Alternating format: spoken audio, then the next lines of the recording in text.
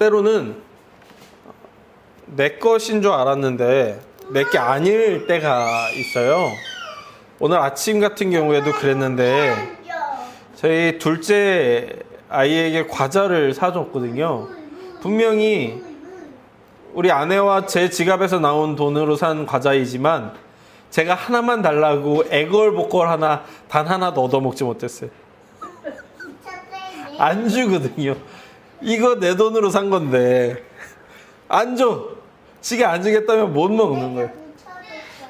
제가 어떻게 하겠습니까? 힘으로 굴복시켜서 뺏어서 큰아들에게 줄 순 없고 그냥 못 얻어먹었죠.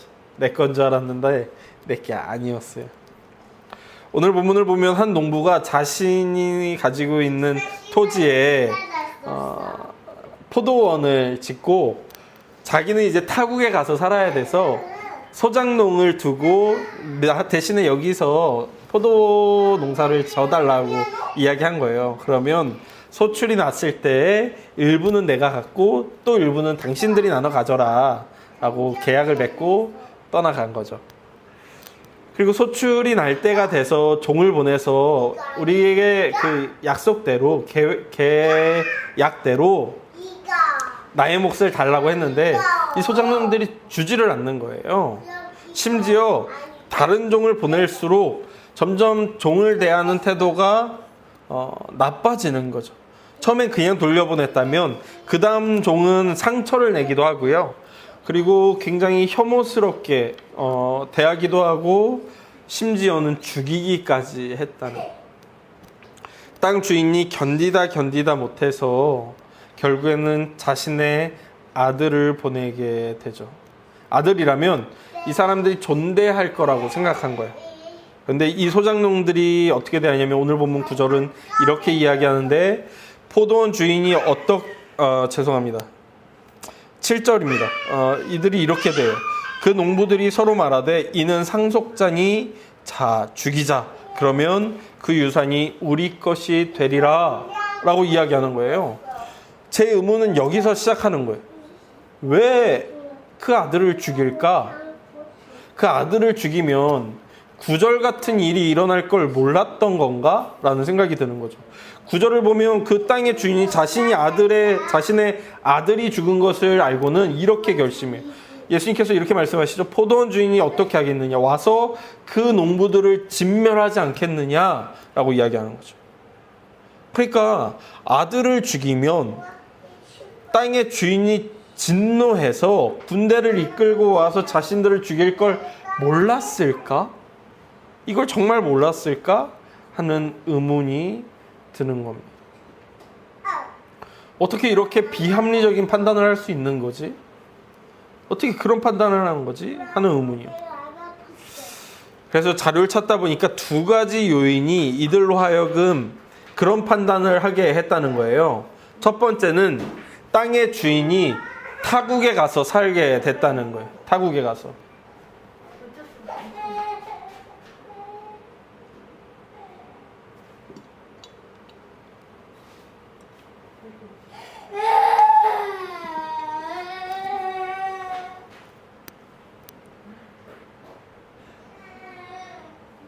아이고 아파. 타국에 가서 살게 됐다는 거예요. 타국이라는 그 거리가 생기면 이 거리만 생기는 것이 아니라 서로의 소식을 알기도 어려워지는 거죠. 지금처럼 핸드폰이 있고요, 인터넷이 있어서 타국에 있어도 영상통화를 할 수 있는 시대도 아니었고 이 영상통화라는 것도 생긴 지 얼마 안 됐잖아요. 그러니까 이런 그 서로의 소식에 굉장히 무뎌졌다는 거죠. 서로의 그 근황에 대해서 서로 무뎌졌다라는 거예요. 두 번째로는 땅의 주인이 오지 않고 그 아들이 왔다는 게 문제가 되는 겁니다. 그래서 농부들은 이런 판단을 하는 거예요. 땅의 주인이 오지 않고 아들이 왔다는 것은 땅의 주인이 죽고 아들이 그 유산을 받으러 온 거구나 라고 생각했다는 거예요. 7절을 한 번 더 보면요, 이 사람들이 이렇게 표현해요. 그 농부들이 서로 말하되 이는 상속자니 죽이자. 그러면 유산이 우리 것이 되리라 라고 표현한다는 거예요. 즉 상속자가 유산을 받으러 왔다라고 판단했다라는 거예요. 유산이라는 것이 그 아비가 죽었을 때 자녀들에게 돌아가는 몫인 거잖아요. 그 부모가 살아있을 때 유산을 요구하는 건 매우 나쁜 행위로 여겨졌어요. 누가복음에 나오는 세상에서 가장 유명한 불효자도 아버지가 살아있을 때 내 목 달라고 해가지고 세상에서 제일 유명한 불효자가 된 거잖아요. 그러니까 이 농부들은 유산 받으러 왔구나. 그 아비가 죽었구나. 이 멀리 있는 타국에서 아들이 쥐도 새도 모르게 죽는다면 이 땅의 법적 소유자가 이 세상엔 남지 않겠구나 라는 생각을 하게 된 거예요. 이스라엘 법에 이렇게 법적 소유자가 없는 땅이 되면, 그리고 몇 년 동안 그 땅에 대한 법적 소유를 주장하는 사람이 나타나지 않으면 어떻게 되게 돼 있냐면 그 땅을 헐값에 살 수 있게 돼 있었어요. 그래서 이 농부들은 자신들이 실 소유자였기 때문에, 실 소유자가 될 수 있었기 때문에 그 아들을 죽이기로 결심했다는 거죠. 그리고 그들은 실제로 그 아들을 죽이죠. 8절은 그 표현을 이렇게 합니다. 이에 잡아 죽여 포도원 밖에 내던졌느니라. 유대에서는 죽은 사람을 땅에 묻지 않고 길에 버리는 것은 매우 치욕적인 행위로 여겨졌어요. 그러니까 이 사람들은, 이 농부들은 그저 이 땅을 내가 가져야 되겠다라는 욕심, 그 욕심 가운데 그 아들을 죽여놓고서는 매우 치욕스럽게 그 시체를 대하고 있다라는 것이죠. 이런 일들이 왜 일어나는 것일까요? 소작농들이 매우 악랄하기도 하지만 한편으로는 법적 소유권을 가지고 있는 힘 있는 땅 주인이 소작농의 시선에 부재하기 때문인 거죠. 땅 주인의 부재가 오해를 낳았고, 땅 주인의 부재가 소작농의 악랄함을 일깨웠고, 땅 주인의 부재가 아들로 하여금 죽음에 이르도록 만든 주요한 원인 중에 하나라는 겁니다. 그런데 가끔 우리 역시도 이런 부재를 경험하곤 해요. 우리가 하나님을 믿는다고 하고 하나님 없이는 살 수 없다고 고백하고 하나님이 우리의 구주라고 고백하지만 때로는 하나님 없는 것처럼 살아가는 경우들이 매우 많잖아요. 제가 어렸을 때 대체로 그랬던 것 같아요. 어렸을 때 저는 제가 세상에서 제일 똑똑한 사람인 줄 알아요. 그 원인 중에 하나는 난 사실 우리 엄마한테 있다고 생각해. 우리 엄마가 내가 시험을 못 보고 들어와도 아니야, 너는 똑똑한 애야. 너는 노력을 안 한 거지. 너는 노력만 하면 다 할 수 있어라고 계속해서 말씀해줘가지고 나의 자존감은 그렇게 형성됐었거든요. 나는 똑똑하지만 노력을 안 한 사람이다. 어렸을 때 뭐라고 생각했냐면, 제가 어렸을 때 부천에 살았는데 부천엔 대학이 하나 있었어요. 부천대라고. 전문대, 당시엔 2년제였죠. 제가 고3 돼서야 부천대도 굉장히 세다는 걸 알았는데 중학교 다닐 때만 해도 세상에 부천대 다니는 사람이 있어? 이런 생각을 했을 정도니까 얼마나 교만하고 얼마나 나 잘난 맛에 살았는지 몰라요. 그렇게 컸으니 사역을 이제 하나님을 믿고 하나님께 내 삶을 드리겠다고 고백하고, 그리고 신학을 공부하고 사역을 시작했을 때도 저는 제가 열심히 하면 사역이 잘 될 거라고 생각했던 것 같아요. 사역이 잘 되면 내가 잘나서지. 그 주에 설교가 잘 되면 아이고 또 열심히 했더니 잘했네 라고 생각을 했고, 잘 안 되면 내가 노력이 부족해서 그랬다라고 생각했던 것 같아요. 사역이 잘 안 되면 내가 좀 더 애썼으면 잘 됐을 텐데 라고 생각했던 것 같아요. 그저 그 모든 원인이, 잘 되고 못 되는 원인이 나에게 있다. 내가 더 열심히 하면 나는 성공할 수 있고 내가 더 열심히 하면 잘할 수 있다고 믿고 살았던 것 같아요. 근데 개척을 해보고 2년여의 시간을 보내고 나이가 40이 돼 보니까 인생이란 게 그렇게 나 잘난 것만으로 살 수 있는 게 아니라는 것을 경험하게 되더라고요. 그저 내가 열심히 한다고 되는 것도 아니고, 내가 너무 달린다고 해서 이루어지는 것도 아니고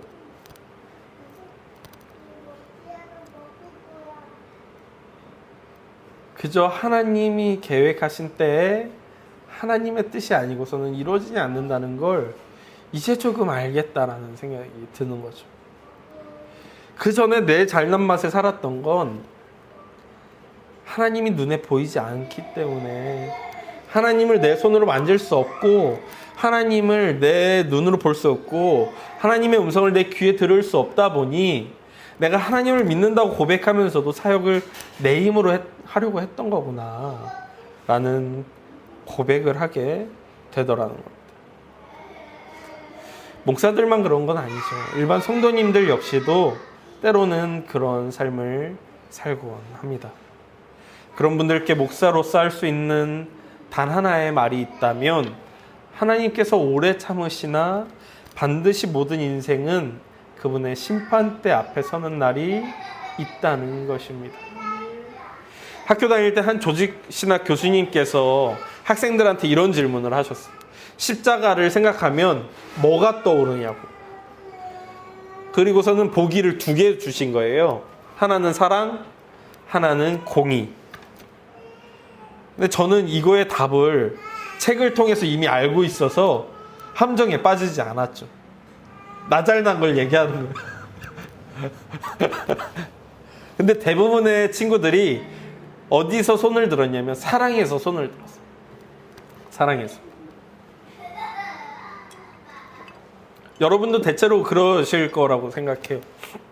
십자가 하면 자연스럽게 하나님께서 우리를 위해 그 독생자를 보내셨던 사랑이 떠오르게 되는 거죠. 그런데 이 십자가에는요, 사랑뿐만이 아니라 하나님의 공의도 동시에 들어있는 거예요. 공의에만 손드는 것도 잘못된 거고 사랑에서만 손드는 것도 잘못된 거예요. 사랑과 공의를 다 같이 가지고 있는 것이 이 십자가라는 거예요. 하나님께서 인간을 만드시고 인간을 사랑하셔서 이 인간과 함께 관계를 맺고 싶은데 사람이 가지고 있는 죄성을 그냥 없다고 하실 수 없는 하나님의 공의로운 성품이 있는, 이 공의를 해결하지 않고서는 하나님이 사람을 그저 용납하실 수가 없어서 독생자를 보내사 십자가를 지게 하신 거예요. 그러니까 이 십자가에는 인류를 향한 하나님의 사랑과 이 인류를 그저 너는 완전하다라고 말씀하실 수 없는 하나님의 공의가 함께 담겨 있는 것이죠.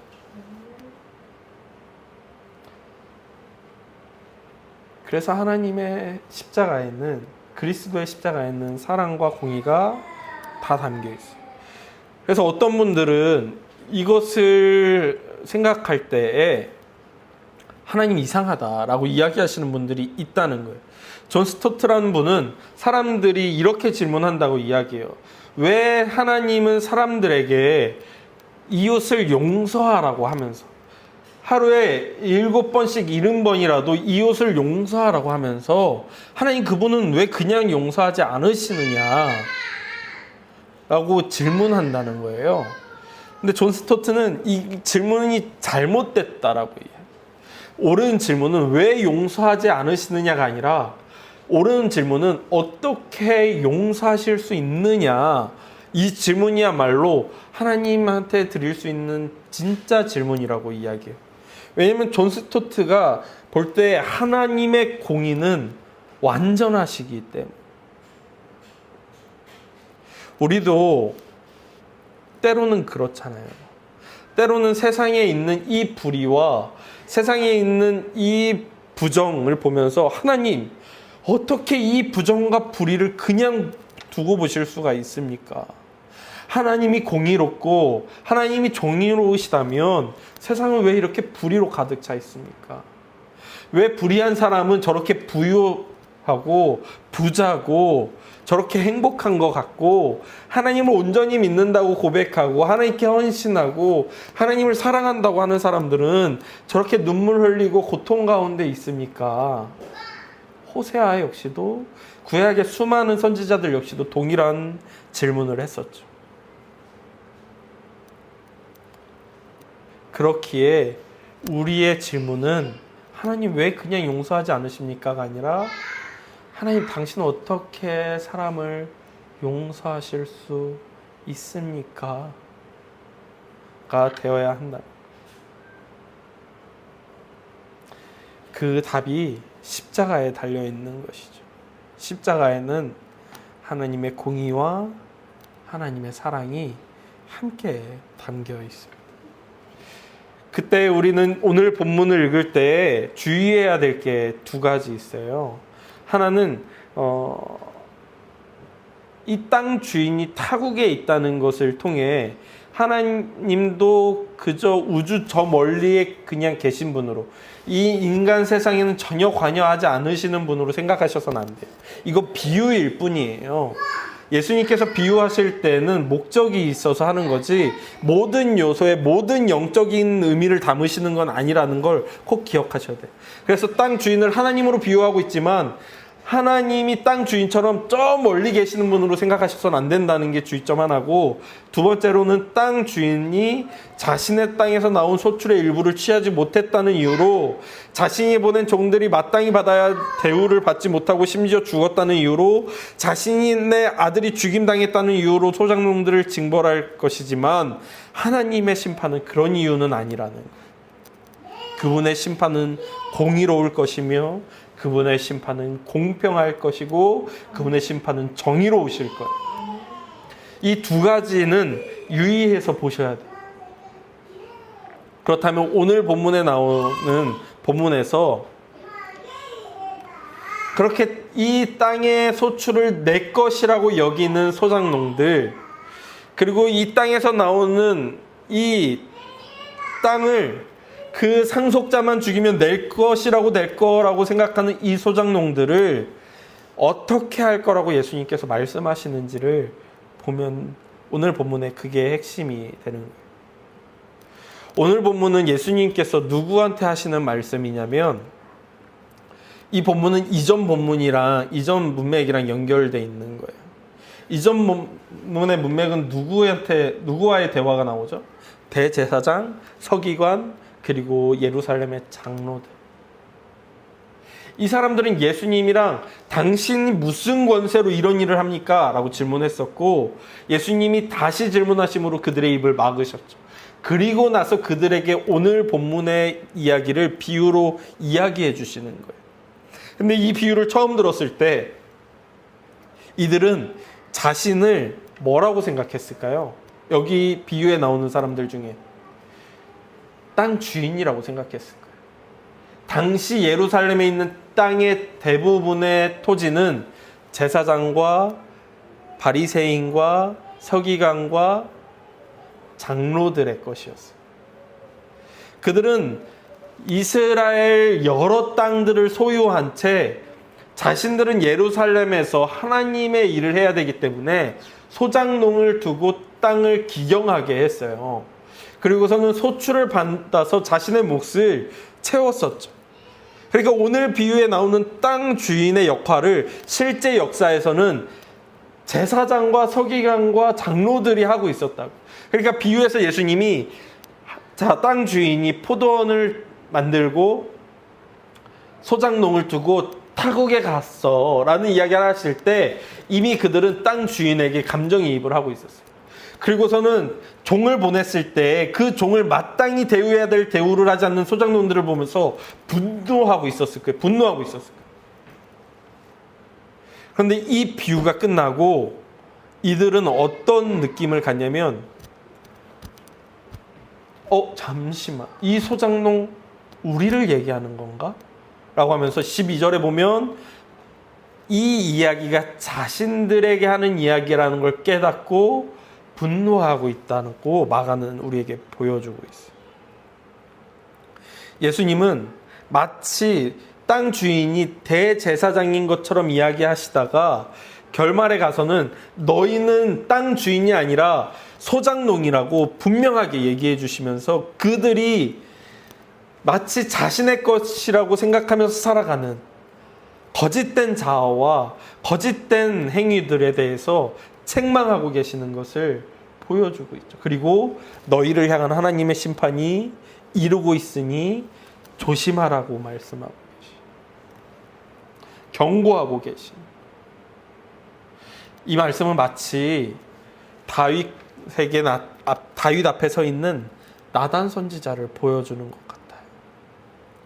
다윗이 밧세바를 탐하고 그 충성스러운 장군 우리아를 죽이고 밧세바와 결혼해서 아이를 낳고 아무도 모른다고 생각할 때 나단 선지자가 나타나서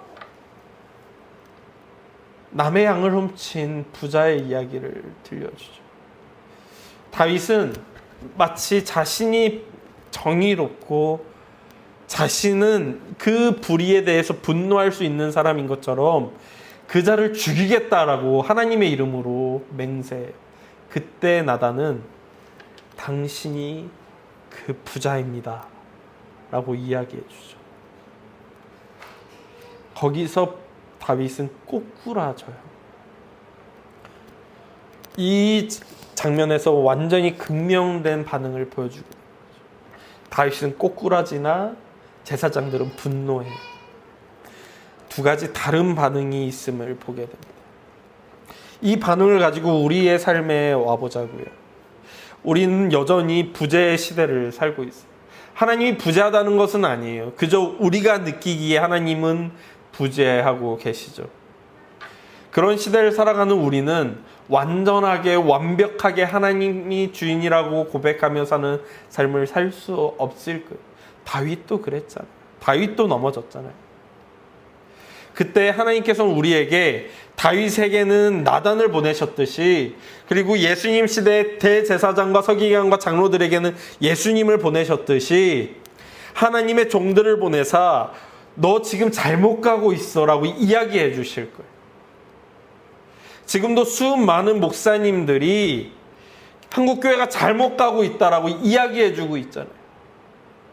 그리고 설교 시간이면 수많은 목사님들이 성도님들을 향해 우리가 어떻게 살아야 하는지를 말씀 가운데 이야기해 주고 계시잖아요.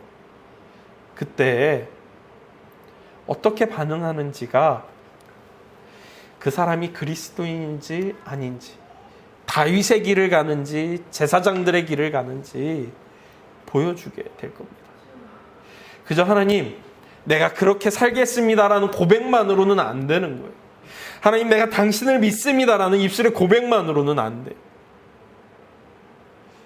회개라는 건 삶을 쳐서 돌이켜 바른 길을 걸을 때 입술의 고백과 삶의 고백이 일치할 때 그걸 회개라고 합니다.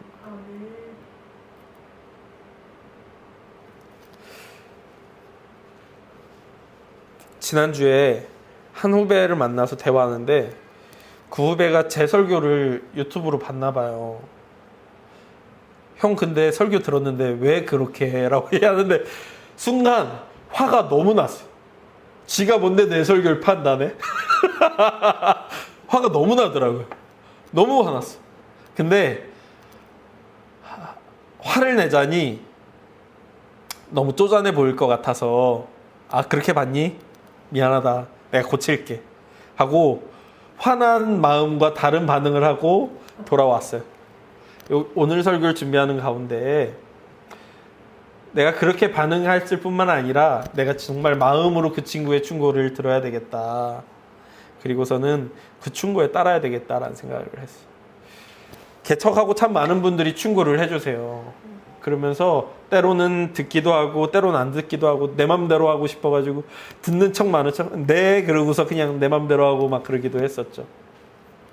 여전히 그 가운데 지혜가 필요하다고 생각해요. 하지만 그 충고를 들을 때 한 귀로 듣고 한 귀로 흘리는 것이 아니라 귀로 듣고 마음에 새기며 하나님과 동행하는 가운데 절충뿐만이 아니라 용납과 인정을 해야 될 때가 있어야 되겠다라는 고백을 하게 됩니다. 여러분의 삶에도 때로는 기분 나쁜 소리가 들려올 때가 있을 거예요. 여러분의 삶에 때로는 누군가 여러분의 자존심을 긁어오는 이야기가 들려올 때도 있을 겁니다. 때로는 누군가 우리의 삶을 향해 경고를 보내올 때도 있을 거예요. 그때 그 말을 어떻게 반응하는지가 우리의 삶을 하나님께 이끄는지 아니면 죄 가운데로 이끌지를 결정할 겁니다. 얼마 전에 본 예능 가운데 짤로 봤는데 서울메이트인가요? 이효리 아줌마 나오는 서울, 어쨌든 뭐 거기에 한 영화 배우와 감독이 나왔어요. 근데 그 감독이 자기는 미운 사람이 생기면 그냥 사랑을 해버린다는 거예요. 미운 사람이 생기면. 그게 어떻게 가능하냐 봤더니, 감독이잖아요. 미운 사람이 생기면 그 미운 사람이 내 영화의 배우였다면 어땠을까?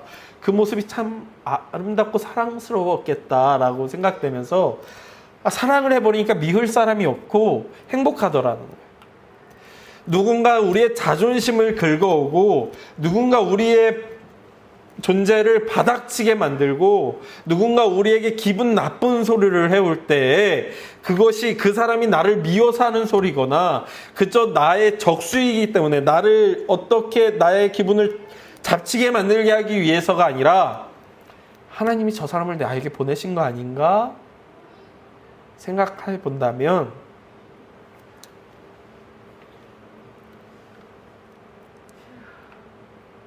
하나님의 말씀으로 들을 수 있지 않겠습니까?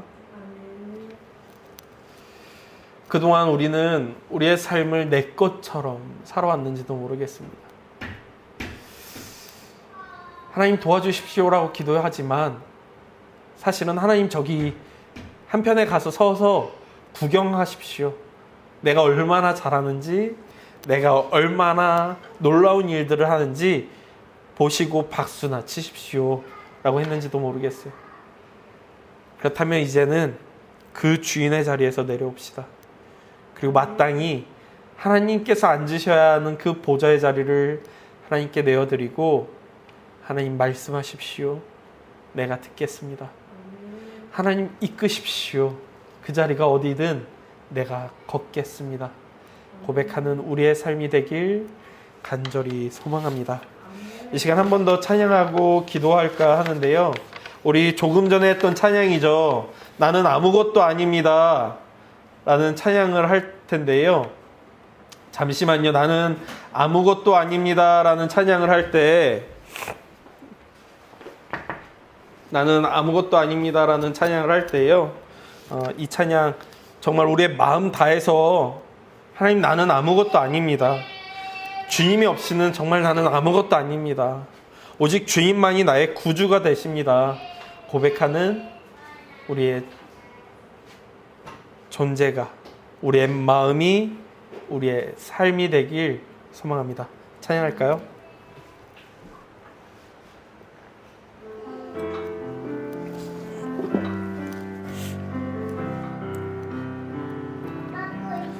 나는 아무것도 아닙니다.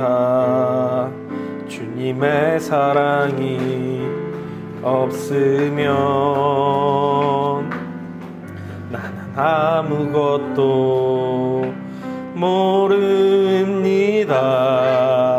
주님의 지혜가 없으면 나는 아무것도 못합니다. 나는 아무것도 못합니다. 주님의 능력이 없으면 나는 한순간도 못 삽니다. 주님의 생명이 나는 아무것도 아닙니다. 나는 아무것도 아닙니다. 주님의 사랑이 없으면 나는 아무것도 모릅니다. 주님의 지혜가 없으면 나는 아무것도 못합니다. 주님의 능력이 없으면 한순간도 못 삽니다. 주님의 생명이 없으면 이제 내가 사는 것 아니요. 그리스도 내 안에 사시니 오직 그의 생명이 나의 생명, 나의 모든 날들도 주의 것. 나는 오직 한 분 바랍니다. 나의 구원, 나의 주. 이 시간 함께 기도할 때요, 그렇습니다. 주님, 당신이 나의 모든 것입니다 라고. 그동안 내가 나의 삶의 주인인 것 같이 살았지만 주님 없이는 한순간도 살 수 없는 것을 주님 고백한다고. 그러니 이제 내가 어떤 순간, 어떤 환경, 어떤 사람과 만나 삶을 살아가든 주님의 구주되심을 삶으로 나타내는 삶을 살게 하여 달라고 우리의 삶의 구주의 자리를 하나님께 올려드리며 기도하시죠. 함께 기도하겠습니다. 하나님,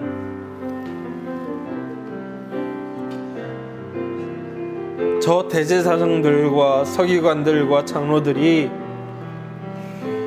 하나님의 일을 한다고 하면서도 스스로 주인의 자리에 앉아 사람들의 것을 탐하며 하나님의 것을 탐하며 그렇게 살아갔습니다. 예수님께서 오셔서 너희는 주인이 아니다, 너희는 그저 하나님의 것을 위임받아서 그 소출이 나오면 하나님의 것을 돌려드려야 하는 사람들일 뿐이다 라고 이야기하지만 그들은 그것을 인정하지 않고 오히려 분노하며 화냅니다. 하나님, 이 시대에도 수많은 사람들이 우리의 삶에 와서 하나님의 말씀을 전하며 너 그렇게 살면 안 된다고, 너 그렇게 하면 안 된다고 말합니다. 그때 주님, 우리가 어떻게 반응합니까? 다윗처럼 회개하고 절망 가운데 하나님의 은혜를 간구합니까? 아니면 대제사장과 서기관과 장로들처럼 분노하며 어찌하면 예수를 죽일까 고민합니까?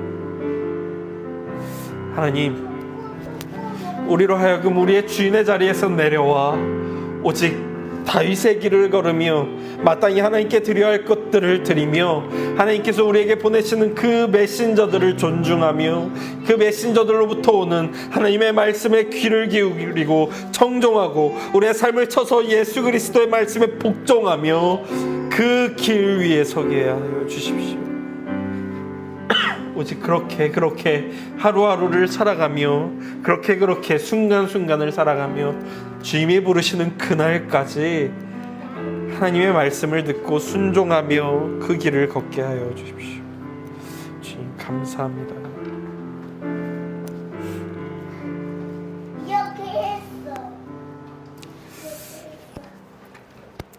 하나님, 오직 예수께서 그리스도이십니다. 하나님께서 우리의 구주이십니다.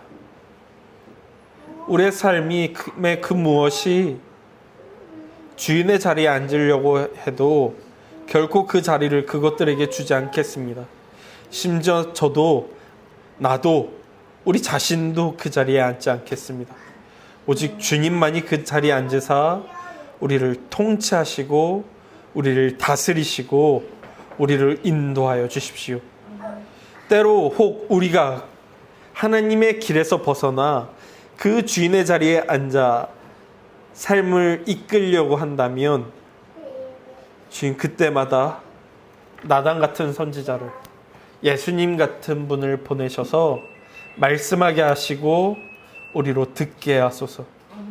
때로는 기분 나빠도, 때로는 자존심이 상해도, 때로는 듣기 싫어도 그것이 하나님의 말씀임을 인정하며 받아들이며 따르며 회개하는 지혜와 순종이 있게 하여 주십시오. 우리의 모든 삶이 하나님의 것임을 고백하며 예수님의 이름으로 기도했습니다. 지금은 우리에게 오사 우리가 주인이 아니라 소장농임을 말씀하여 주시는 그리스도 예수의 은혜와 예수를 보내사 우리에게 또 다른 기회를 주시는 하나님의 사랑과 그 음성을 들었을 때 하나님의 음성임을 깨닫게 하시는 성령님의 인도하심이 모든 순간, 모든 때에 우리의 삶 가운데 있어서 우리의 마음을 쳐서 복종하고자 하는 모든 성도님들 가운데 영원히 함께할지어다. 아멘. 하나님 우리를 축복하소서. 불편함으로 하나님 우리를 축복하소서. 불편함으로 축복하소서. 손쉬운 답변, 반쪽짜리 진실들, 비상적인 인간관계에 불편하도록 당신의 축복으로 진리를 추구하고 불편함을 넘어 사랑하도록 하나님 우리를 축복하소서. 분노함으로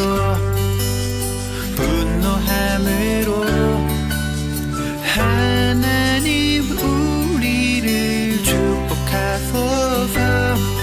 분노함으로 축복하소서.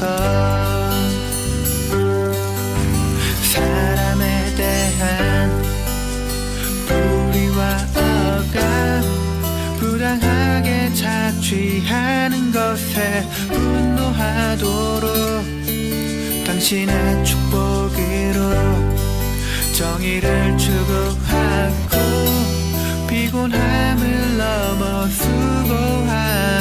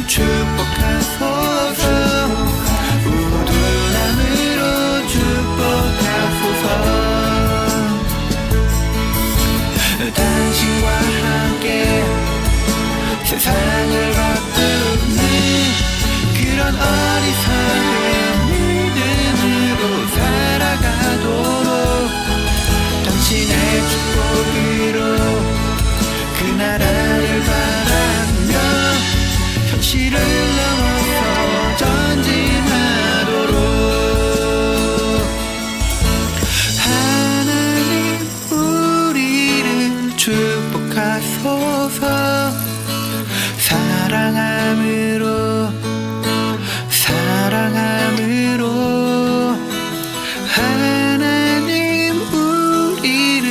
축복하소서 사랑함으로 축복하소서